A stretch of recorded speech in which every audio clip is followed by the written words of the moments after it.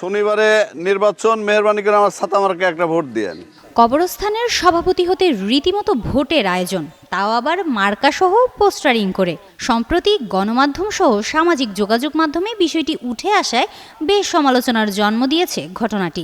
এ নিয়ে ওই এলাকার বাসিন্দারা কি ভাবছে তা জানতে ঘটনাস্থলে যায় যুগান্তর। আমরা ছিলাম এতদিন ফেসিবাদে, এখন আসি বর্তমানে মুসিবাদে। সামান্য গোরস্থান কুমুটে নিয়ে এরকম তো হওয়ার কথা ছিল না। দুইটা পক্ষ হয়ে এখন মনে করেন যে কারোর সাথে কারোর মনের মিল হচ্ছে না। দুই গ্রুপ দাঁড়াইছে, দুইজনই বিএনপির এলাকায় ঘোরাঘুরি করে, দুই গ্রুপে করতে। আমরা দীর্ঘদিন নির্বাচন এভাবে পাইনি, নির্বাচন করতেছে দুইজনই। আমরা সুষ্ঠুভাবে ভোট দেব।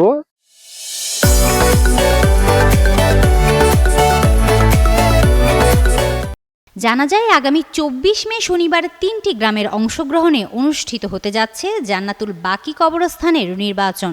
সকাল ৯টা থেকে বিকেল ৫টা পর্যন্ত ঈদগাহ মাঠে বসবে এই ভোটের আসর। ভোটার সংখ্যা ৮০০, যারা গোপন ব্যালটে বেছে নেবেন নতুন সভাপতি।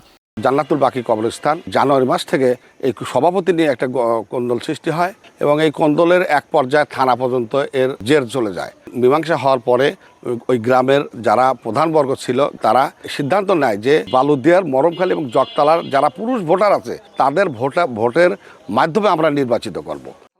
দুই প্রার্থী আব্দুল কুদ্দুস প্রতিদ্বন্দ্বিতা করছেন ছাতা মার্কায়, আর শরীফুল ইসলাম নামের অপর প্রার্থী দাঁড়িয়েছেন চেয়ার প্রতীক নিয়ে। এখন দাপিয়ে বেড়াচ্ছেন এলাকায়। চলছে গণসংযোগ, আপ্যায়ন, প্রতিশ্রুতির বন্যা।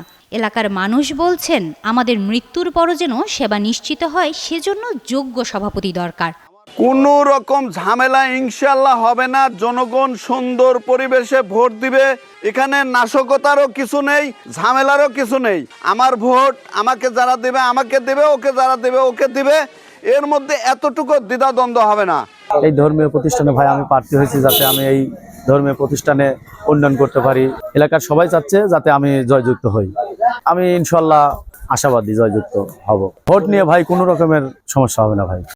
স্থানীয়রা বলছেন, এক কবরস্থানের সভাপতি নির্বাচন যেন জাতীয় নির্বাচনের উৎসবে পরিণত হয়েছে। বাজারে, চায়ের দোকানে, এমনকি মসজিদেও এখন আলোচনার কেন্দ্রে কবরস্থানের ভোট। তো এখন গ্রামের লোক তো মনে করেন যে 15টা বছর এরকম স্বতঃস্ফূর্তভাবে নির্বাচন করতে পারেনি। এখন প্রত্যেকটা লোকের মুখেই যে স্বতঃস্ফূর্তভাবে আমরা নির্বাচন করব। দাঁড়াইছে দুইজন, তা আমরা করে নিরপেক্ষ, আমরা তো কোনো ঝামেলা নাই। এখন আমরা ভোটার, আমরা ভোট দেবো। জানা যায় শুরুতে স্থানীয়দের দ্বন্দ্ব ও উত্তেজনার কারণে বিষয়টি গড়িয়েছিল থানায়। সেখান থেকেই ওসির পরামর্শে গঠিত হয় 7 সদস্যের নির্বাচন কমিশন। মনোনয়নপত্র কিনতে প্রতীক প্রত্যাশীদের জমা দিতে হয়েছে 30,000 টাকা করে। সেই টাকাতেই চলছে নির্বাচনের যাবতীয় আয়োজন। 7 জন সহকারে আমরা এই নির্বাচনটা পরিচালনা করতে যাচ্ছি এবং নির্বাচন আমরা তফসিল ঘোষণা করি। আমরা মনোনয়নপত্র কেনার জন্য দিন ধার্য করি, মনোনয়ন জমার দিন ধার্য করি। এরপরে আমরা বাছাই করি, প্রত্যাহার করার ডেট দেই এবং প্রতীক বরাদ্দ দেই। যদি এই নির্বাচনকে কেন্দ্র করে আমরা কোনো সংঘর্ষ বা আইন শৃঙ্খলার অবনতি করতে পারে, এই মর্মে কোনো নির্ভরযোগ্য সংবাদ পাই, তাহলে আমাদের ঊর্ধ্বতন কর্তৃপক্ষের সাথে আলাপ আলোচনা করে আমরা এই বিষয়ে পরবর্তী ব্যবস্থা নেব। জাতীয় নির্বাচনের বাইরে এমন ভিন্নধর্মী ভোট দেশের কোথাও আছে কিনা সেটাই এখন প্রশ্ন। পাবনার চাটমোহরের এই ঘটনা এরই মধ্যে বেশ হাস্যরসের জন্ম দিয়েছে। আমি গোরস্থান কমিটির হিমাতুল জান্নাত, যুগান্তর নিউজ। মেহেরবানি করে আল্লাহর রাস্তায় একটা ভোট দেবেন।